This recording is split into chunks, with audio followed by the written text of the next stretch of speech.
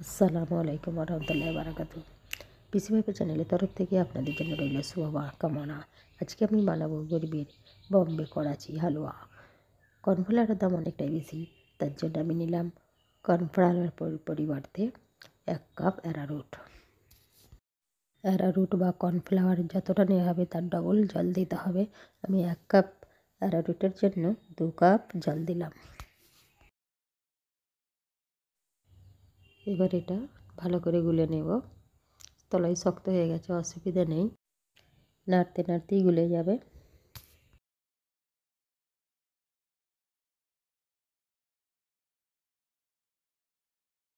অ্যারারুটটা জলের সাথে ভালোই গুলে গেছে।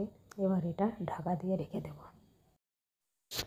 এবারে কড়াইতে 1 কাপ জল দিলাম, আর এর সঙ্গে ওই কাপের মাপেতেই আমি 1 কাপ চিনি দিলাম।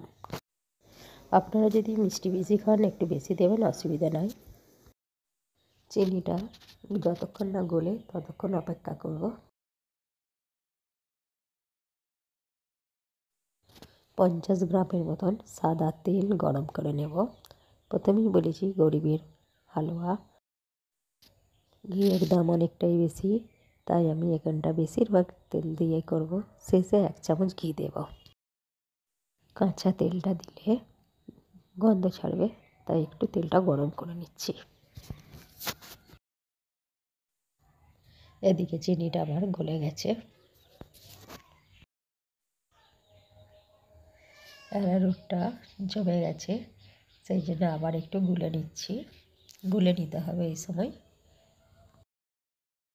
এবারে এটাকে চিনির সিরায় ঢেলে দেব। এই সময় আঁচটা একেবারে কমিয়ে দেবেন, আর অনবরত নাড়তে হবে, না নাড়লে তলায় বসে যাবে।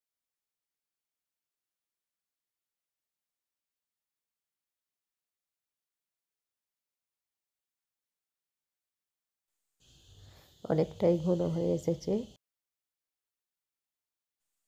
এই অবস্থায় এবার আমি গরম করা তেলটা অল্প অল্প করে দিতে থাকবো।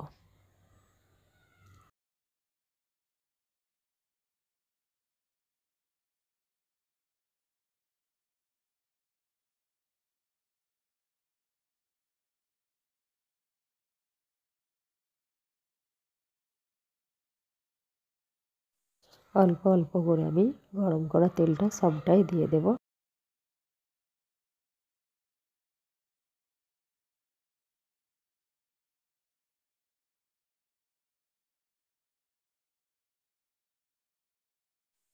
বাড়িতে কিছু কাজু ছিল, যদি কাজু থাকে দেবেন, নাহলে চিনাবাদাম দেবেন।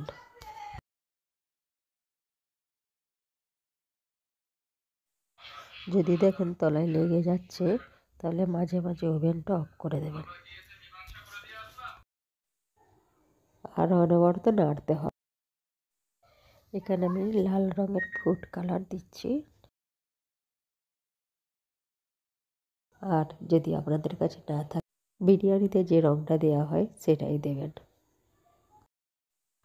রঙটা দিলে দেখতে খুব সুন্দর লাগে, তাই রঙটা দিলাম। প্রথমেই বলেছিলাম শেষে 1 চামচ গাওয়া ঘি দেব। 1 চামচ গাওয়া ঘি দিলাম। এই ঘিটা দিলে একটা সুন্দর সুগন্ধ বেরোয়, খেতেও খুব টেস্টি হয়। হালুয়াটা এবার পুরোপুরি হয়ে গেছে, নামিয়ে নেব। এখানে আমার 2টি কাজু আছে, তার সঙ্গে 2টি চিনাবাদাম মিশিয়ে দিলাম।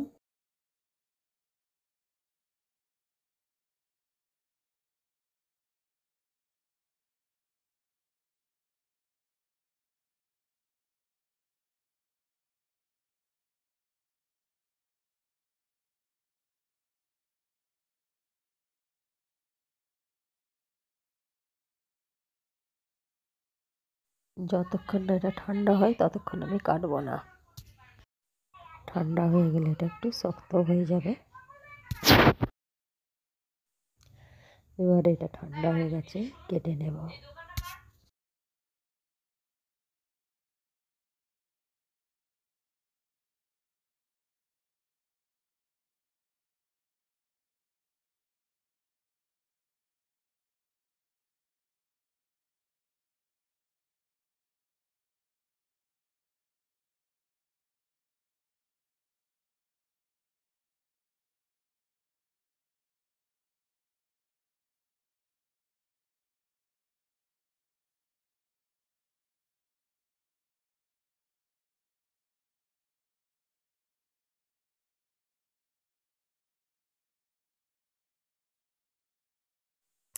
ভালো লাগলে পাশে থাকবেন, এগিয়ে চলার অনুপ্রেরণা যোগাবেন।